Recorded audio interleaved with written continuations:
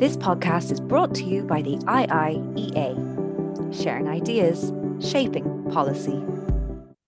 Good afternoon, everybody, and a particular welcome to Professor Catherine Barnard, who's Professor of EU Law and Employment Law in Trinity College, Cambridge. My name is Dahi O'Callagh. I'm the chair of the UK group in the Institute, and I'm really looking forward to this session today. Before I introduce Professor Barnard, I just want to remind you that she'll speak for about 20-25 minutes. And then if you have questions, you can use the Zoom platform to ask the questions. And we'll have a question and answer, which will go on until about 2:30. And just a quick reminder that today's presentation and Q&A are both on the record. I think we've all known how important an issue of migration has become. It's become, in some places, politically very divisive as societies, particularly poorer societies, try to absorb large numbers of migrants.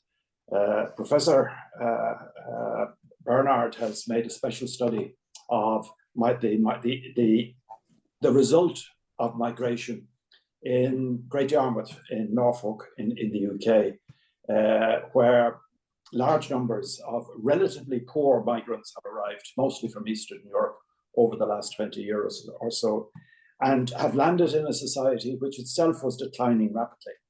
Great Yarmouth had been an important fishing port. It had been an important place for holidays and so on, but from the Second World War onwards, it has declined.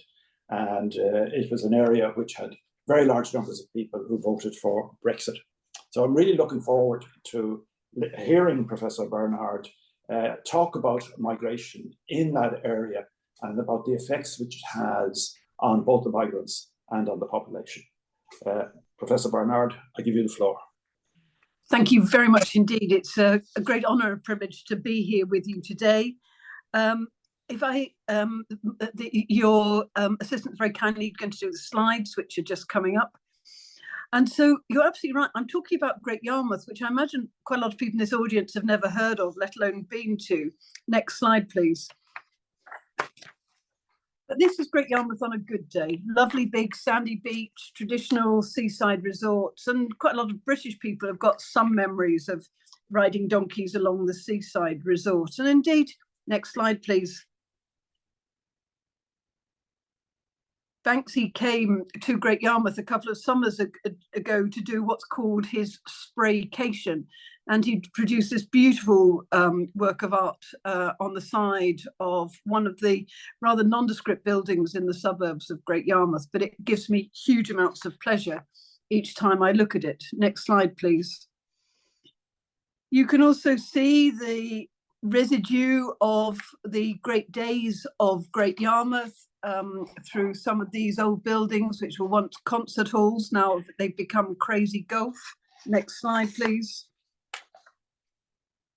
Or they've become venues for slot machines and other things. Now they're on the seafront.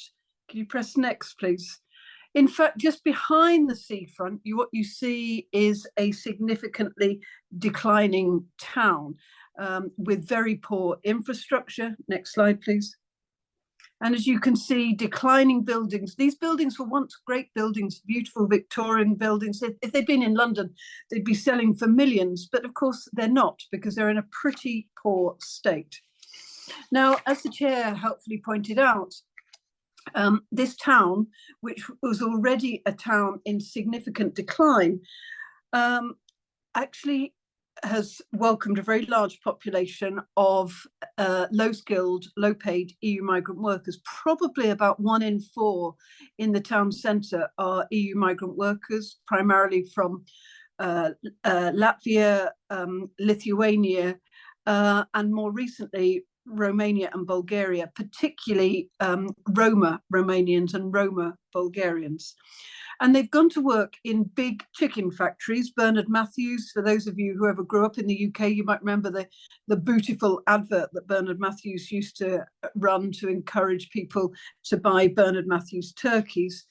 Next slide. And if they're not in the turkey industry, they're working in the fields in and around Norfolk. This one's the Sharrington farm up on the North Norfolk coast. Next slide, please. I give you this by way of background, just to tell you a little bit about the project that we have been doing for the best part of the last 5 years. So for those of you who want to do your geography, Great Yarmouth is almost the most easterly point in the United Kingdom. It's remote, it's pretty inaccessible. The nearest motorway is said to be in Amsterdam, not in anywhere else in the United Kingdom.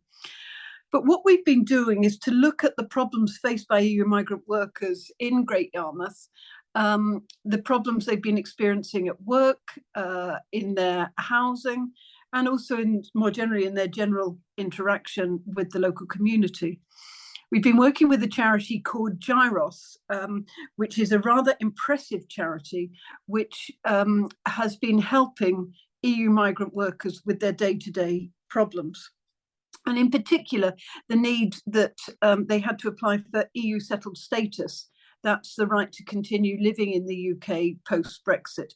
Every single EU national, except the Irish, needed to apply for settled status or pre-settled status. And that was a precondition for them to be allowed to work. Next slide, please. And what happens is, next slide, they come to Gyros, they get advice from Gyros advisors who have come on the same migration journey as they have, so working in chicken factories. And unusually they give advice in the native language of those who are seeking advice from them. And just to give you a flavour, next slide, please, of the clients that come to Gyros, what you can see the range of nationalities. You can also see just what low levels of English they've got, even if they've been in the UK for a long time. 70% of the clients rate their English as limited or very limited. Now, that's not to say they're not multilingual. Often they speak 3 or 4 languages because they speak the language of the production line. And they learn very quickly, even difficult languages like Polish, if the line manager is Polish. But their English is very poor, which means they really struggle to interact with the sort of basics of British society, interacting with the utility companies, TV licensing, council tax. They also struggle to do anything online. And if you look at the numbers, how poor their IT skills are. So 85% say that their IT skills are 3 out of 10 at best. And this was a real problem when they applied for settled status, because the settled status scheme was dependent on absolutely everyone having one of these. You know, a nice big trendy iPhone, which of course is very expensive. It was a scheme developed in London by young folk who assumed that everyone was like them, spoke excellent English and had good IT skills, which, as you can just see from this graph, is absolutely not the case. Next slide, please. The majority nationality is Lithuania and indeed Portugal. Portugal, one of the largest diaspora Portuguese communities outside Portugal is in fact in Norfolk. They've been in the UK quite a long time. But as you can also see, Romanian as well, Polish. And then you'll notice Guinea-Bissau. So what's also interesting in terms of the interactions with the local community is that there is a large non-white population that arrived who had Portuguese passports and came to the UK as Portuguese nationals, even though often they'd never actually lived in Portugal. Next slide, please. Now, the work we did meant we did a lot of work with Gyros, but my excellent research assistant lived in the ill-named Buckingham House. Now, that picture makes it look like some beautiful Edwardian villa. And on the outside, it was fine. But on the inside, next slide, please, it was anything but fine. This is the communal area, the communal kitchen. Next slide. Part of it was absolutely a danger to live in. And yet the people who lived in that house thought it was a sanctuary, because the landlord, although it must be said was a racist, he was absolutely opposed to anyone who was not white, he was very keen on having Eastern Europeans living in his house. Now, this house is just off the street called St. Peter's Road. And what you can see here on the left-hand side, you can see the local brothel, Sunset Studios. I think that was probably an overstatement of what goes on inside. And there are a large number of supermarkets on St. Peter's Road, most of which are selling knockoff cigarettes, which is how they make their money. Next slide, please. I've told you a little bit about Great Yarmouth and the profile of the EU migrant workers living there. And as I've said to you, we've been looking at their experiences, both at work, in terms of their accommodation, and in terms of their access to healthcare. Now, today, because my time is short, I'm going to focus on just one aspect of that, which is their experiences at work. And in summary, the answer is pretty terrible. Next slide. This is a picture from a focus group we did of people who've been working in chicken factories. And they all put their hands forward to say their hands really suffered, because working in the cold meant their hands suffered, were swollen, were raw and red. And that's one of the constant themes that came out of it, just the very poor working conditions in a chicken factory, which for obvious reasons have got to be cold. Next slide, please. Another constant theme we heard repeatedly is the lack of training. People were literally dumped on a job and just told, you get on with it. Now, as you can see from this quote, I won't read it through, but this was pretty typical of what people experienced. They were not told how to do the job. They weren't given any of the health and safety protection you would expect. And they're constantly told, keeps coming out in our data, work faster, work faster. And some of them say that faster was the first English language word they ever learned. The other issue, next slide, please, was over toilet breaks. They were regularly refused toilet breaks, and partly you can understand it because they were wearing PPE, and of course it would take time to take the PPE off and put it back on. But nevertheless, it was a constant complaint that they were not allowed to go to the loo, and if they did go to the loo, that was it, and they were told they'd be sacked if they actually did that. Next slide, please. They had really long working days. A bus would come, this is the bus, and pick them up and take them out to the chicken factories, and they would do often 12 hours on the line, and then it would be an hour and a half each way with the bus to take them to and fro. And the other thing we heard repeatedly was just how tired people were. And for that reason, when they were at home, all they want to do was just slump in front of the television. And therefore, the idea that they should do sort of virtuous interaction with the local community was absolutely for the birds. Next slide, please. Now, what's really interesting to us is the dissonance between what we were told about in the focus groups and, in fact, what they came to Gyros for help about. And as you can see from this graph, a lot of them came to Gyros for help with support to engage with their employer, often for translating contracts or translating health and safety guidance. You also see some very practical things like not being given pay slips or not being paid a salary.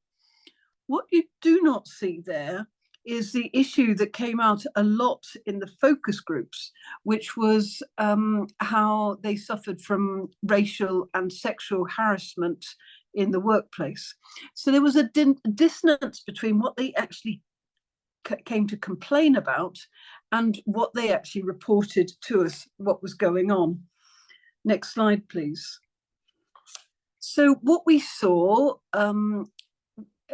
in the Gyros data was that people weren't being paid the right amount of money. They weren't being paid either their salary or indeed holiday pay. It's a common practice for employers not to pay the right amount of holiday pay, because that was often the profit margin on a job. Not being given pay slips, and because they weren't given pay slips, that created problems down the line, because it meant that when they were applying for EUSS, that's the post-Brexit status, they couldn't show how long they had actually been in the UK for, and that affected whether they got settled status, the higher level, or only pre-settled status, the lower level. Lots came, as you saw, for support for just dealing with the employers about English language issues, so translation issues. Next slide, please. As I said to you, there is this constant issue about non-payment of holiday pay. Here, this is not to give you some sort of context. Here we go. Client worked for a particular company, left 3 months ago. He got his P45, the piece of paper you need when you leave your work, but he didn't get any of his holiday pay. And that's about 400 quid, which of course, when you are poor, 400 quid is really quite a significant sum of money. When you're rich, 400 quid is a significant sum of money. And what's interesting is, what do you do about it? So in this case, the Gyros worker contacted the head office and repeatedly contacted the company until eventually they did in fact pay up. Next slide, please. The other issue that we see in the data is that a lot of these people are employed on 0 hours contracts, and 0 hours contracts mean that they are very dependent on the line manager to actually offer them work. And so what you see is the migrant workers reporting they basically have to bribe the line manager in order to make sure they get the hours so that they can earn enough to live on. And so, as you can see, in this case, the line manager took 20 quid from them, and it was worth their while because they had the opportunity of earning 200 quid by getting the hours they wanted. Next slide, please. Now, all of these problems, none in and of themselves catastrophic, but nevertheless grim, lead to what's called problem clustering.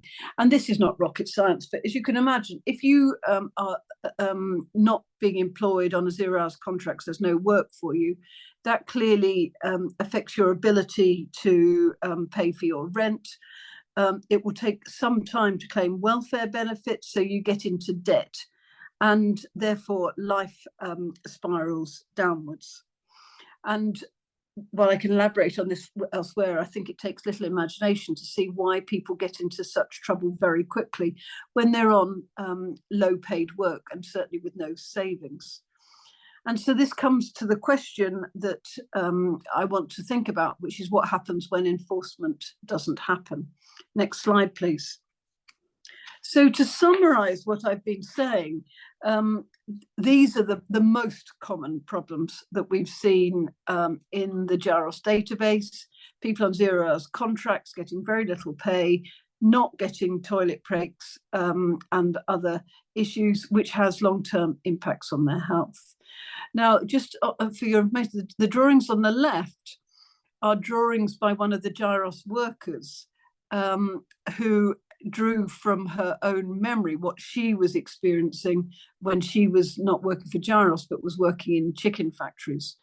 Now, we originally tried to put a request into AI to see if they could come up with some pictures of chicken factories, and the pictures came back of chickens running around like mad things on the factory floor, which of course is not the case because they're working throughout with dead chickens, and these are said dead chickens. Next slide, please. Now, you might be thinking, well, look, this is pretty bad, and presumably UK employment law covers all of this stuff. And so why is it that this is not being dealt with? Well, next slide, please. Under EU law, as you know, Article 7.1 of what's now the Workers' Regulation 492/11 says a migrant worker must not be treated any differently from national workers in respect of conditions of employment, as regards remuneration, dismissal, reinstatement, or re-employment. So this requires equal treatment, and it's to be fair to the UK, there is absolutely equal treatment. All of these rights will apply equally to EU nationals as they do to UK nationals. So at the formal level, there's absolutely no doubt there is equal treatment. Next slide, please. Furthermore, in the EU Enforcement Directive, it's quite clear that member states have got to ensure judicial procedures for the enforcement of obligations under Article 45, that's the provision on free movement of workers, and under the workers' regulations, and they've got to be available to all union workers and members of their family. And this is also the case. The UK does indeed allow for EU migrant workers to enforce their rights before employment tribunals. That's the base level tribunal which migrant workers can go to and UK workers can go to. And indeed, some migrant workers do actually get to employment tribunals. Next slide, please. And again, and again, and one more time. Now, this is national data about EU migrant workers bringing claims before employment tribunals. Now, the data is not robust for the simple reason that when we first did the exercise back in 2010 to 2012, we had to go through every single paper copy of employment tribunal decisions. There are about 150,000 a year. To try and work out whether they'd been brought by migrant workers. And we use various yardsticks to test that, but we fully admit the data is not robust. But as you can see, we reckon there were about 238 cases brought by EU migrant workers over a period of 3 years, which would count as 0.071% of all cases brought in that period. Now that indicates a significant number of a significant under-enforcement of employment rights. We repeated the exercise for 2019 to 2022, and this is slightly more reliable because all the decisions are now online, so it didn't require physical manual searching of every case. And it looks like the number of cases have gone up slightly, and there's a slightly higher level of enforcement. Now, next slide, please. When you dig into the cases, keep clicking, please. What you see in those cases is actually a remarkable similarity to what we saw on the ground in Great Yarmouth.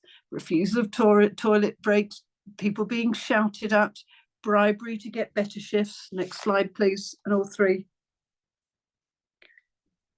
That there was harassment going on, so people were allocated by nationality to particular factory lines. We saw people getting abused in the post-Brexit world, a certain amount of race discrimination, and also in one case, an employer insisting that workers speak English. Next slide, please. You click twice.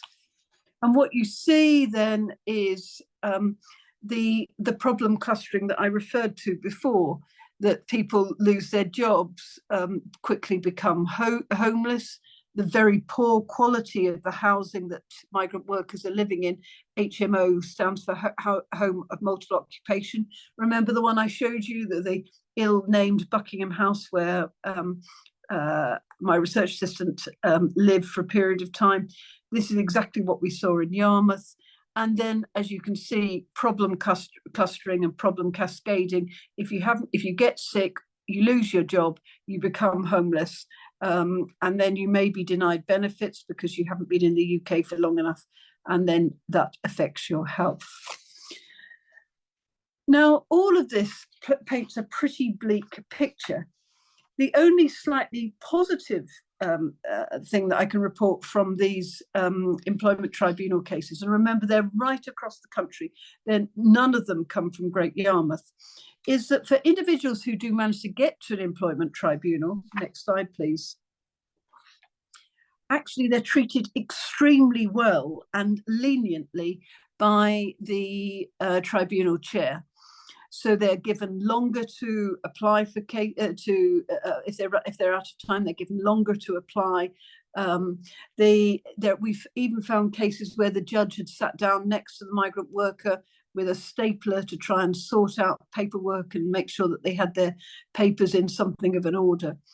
So in fact, when they got to tribunals, they had a much higher success rate than nationals, which tends to suggest that only the most worthy and most determined get to tribunals. Next slide, please.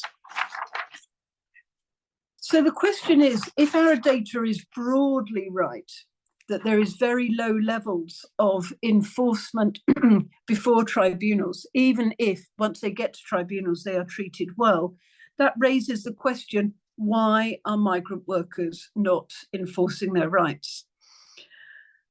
Partly it's about culture, partly it's about, well, why in my own country, I don't want to engage with the state because historically engaging with the state in Eastern Europe has not been a good experience. Partly it's because they don't have the language. They certainly don't have the legal advice. It does seem that the longer you're resident in the UK, the more likely you are to bring a case. But as you've seen, the number of cases that have been brought are very small. Now, you might think, well, why does it matter that if they don't enforce their rights? Well, the answer is, I think, twofold. One, rule of law, that if there are these rights, they should be enforced, and it's important for the dignity and the safety of the individuals. But there's also an economic reason that good employers are ensuring that people have their rights protected. And of course, they're being undercut by these, it must be said around Great Yarmouth, predominantly poor employers who are not actually giving people their rights. And of course, individuals aren't enforcing their rights. And you see that very clearly in Great Yarmouth. Next slide, please.